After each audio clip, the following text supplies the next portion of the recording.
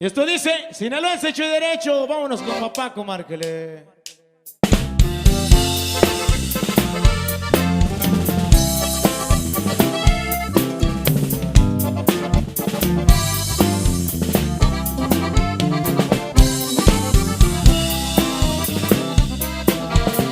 Vengo a la escuela de un gran hombre, por respeto no digo el nombre.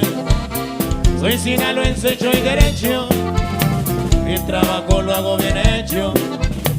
Soy pieza clave en mi familia, que Diosito me la bendiga. Nunca presumo lo que tengo, pues soy humilde de abolengo. Mi mano firme para el amigo, mis respetos para el enemigo. Jamás he sido mala gente, pero hay mucha gente corriente. Hay que vivir para hacer historia, portarse bien para alcanzar gloria.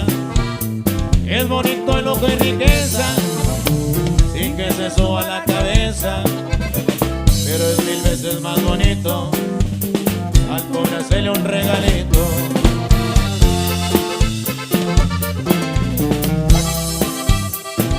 Ese primo Abraham, y hasta el cielo, mi Panchito, al Panchón, saludos a su viejón, hasta el cielo.